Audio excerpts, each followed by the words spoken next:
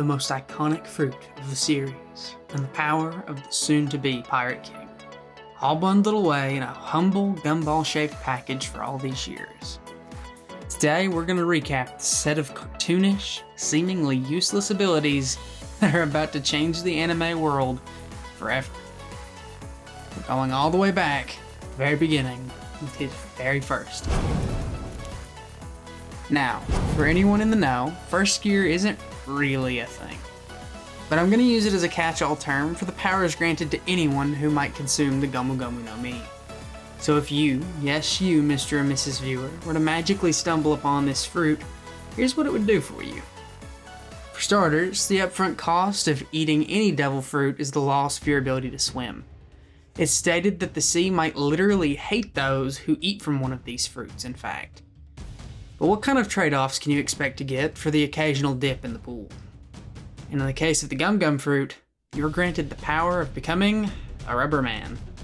Your skin, bones, and muscles all suddenly gain the power to stretch, morph, or contort to almost any shape you might need. In Luffy's case, this let him fling his arms hundreds of feet away from himself to grab things, throw punches that can scale a mountain, and kicks high enough to eclipse a building. Most notably for our straw-hatted protagonist, it gave him insane durability. The power to bounce back from almost anything as long as it wasn't too sharp. Bullets bounce off. Cannonballs bounce off. Punches from a 10-foot tall furry? Yeah, those bounce off too.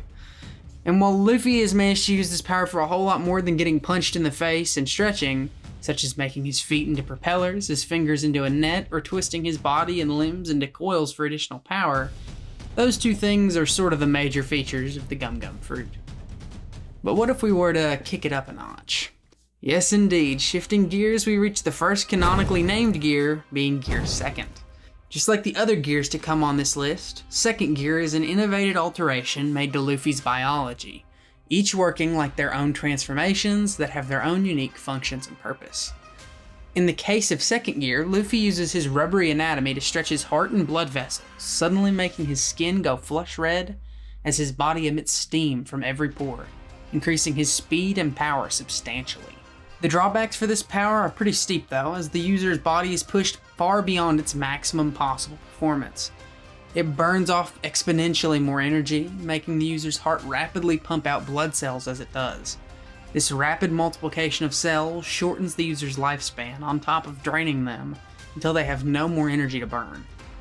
Upon Luffy's first usage of this gear, he was unable to walk out of the crumbling halls of Venus lobby by himself and would have most definitely died without his crew. But for all those caveats, what kind of power could make it worth it? And for Luffy, the trade-off was simply a raw strength increase. Unlike other gears that changed Luffy's biology externally, Gear Second is basically just Luffy with every setting turned up to max. To give you some sort of concept about how much stronger this can make someone, we can actually use the Doriki scale, a crude power level system introduced in the Water 7 arc, to get a gauge of the increase.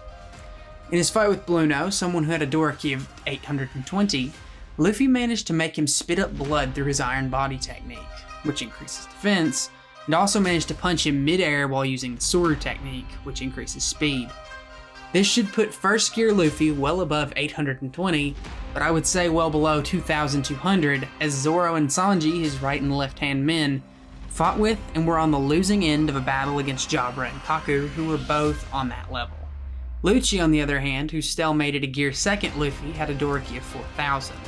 So this would mean that with some simple math, Luffy and base should be around 1500 to 2000, and that would make Gear Second's final power increase around 2 to 3 times the user's base stats. For anyone who watched One Piece though, you probably wouldn't have forgotten the second step Luffy took down the path of gears in this arc, coming by way of his unmastered third gear. And unlike the second gear, the third is a purely external change. Luffy's stats are not affected holistically, barring one obvious thing. You see, to use third gear, Luffy bites a small hole into the gap between his thumb and bones, filling it full of air, inflating his arm bone to a giant size, dramatically increasing his attack power. The obvious drawback with this technique is that after an attack, the air will rush out of Luffy's body, deflating him down to the size of a useless toddler. Although, unlike all the other drawbacks on the list, Luffy seems to eventually have found a way to work around it, upon mastery. So, a massive power jump without any real long-term drawbacks seems pretty busted. And since I already went over this in the last segment, the power boost should be something akin to 2 or 3 times stronger than Gear 2nd, considering his basic G2 attacks were even with Lucci, while his G3 attacks were, well, doing a little better. One of the things you've all been waiting for, though, I'm sure, is Luffy's penultimate power, the pinnacle of gears for 8 long years, 4th gear. Unlike all that came before or after, Luffy's post-time skip power-up combines 2 biological manipulations to create the peak battle machine. The first manipulation is a clearly visible external change in which Luffy bites down into his arm muscles and uses the newly created gap to inflate his muscular system with air. The second change is his incorporation of maximum output full-body haki, a power system in the world of One Piece that coats his new, muscle-bound body for insane damage output. Unlike all the other forms, however, Gear 4th's powers need a bit of explaining, so try to follow along. You see, as Luffy inflates his rubbery muscle fibers, they stretch and expand, increasing their mass and volume. This makes Luffy's oversized body light and bouncy like a beach ball, giving him the ability to abuse the real-world physics of tension to dramatically boost his power. To give you an example, compare Luffy's attack to a rubber band. If you pull back a rubber band and let it go, it snaps forward like one of Luffy's punches. But if you make that rubber band bigger and let it go with the same exact force, the output would be greater. While this technically wouldn't work in real life, Luffy's air-infused gears are shown to increase in mass as well as volume. This is also why Bounce Man bounces, because of the square cube law, basically stating that volume increases around 8 times as fast as mass relatively. Luffy becomes bigger and heavier but breaks the volume formula, making him incredibly light.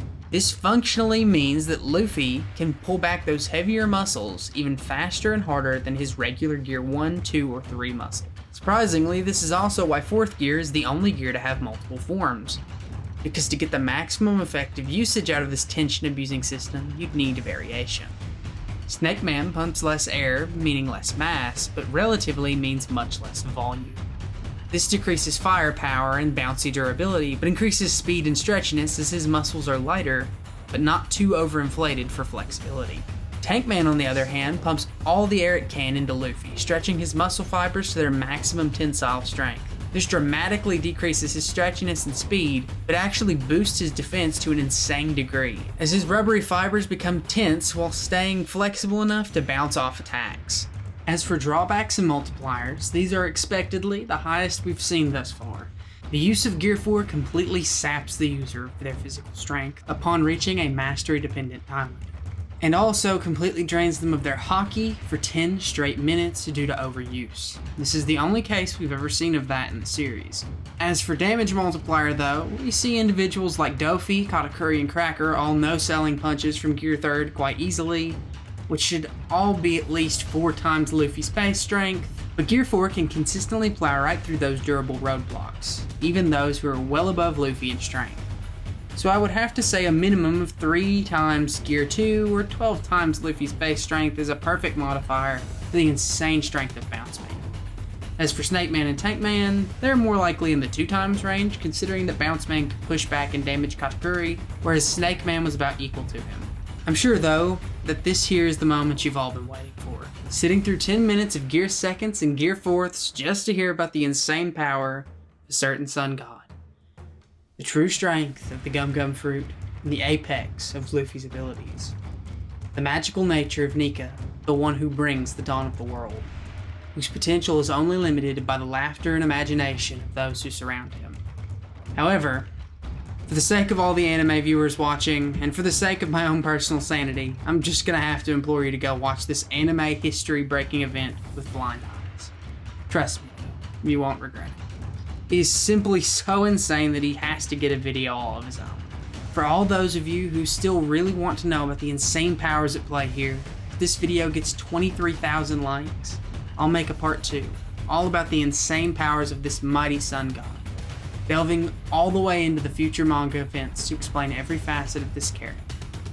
And if you'd like to see some more One Piece content, check out the card in this video or the link in the description. And if you're down there, if there's a series or topic you'd like to see covered in the future, let me know. That's all for this one. So, Thanks, everyone.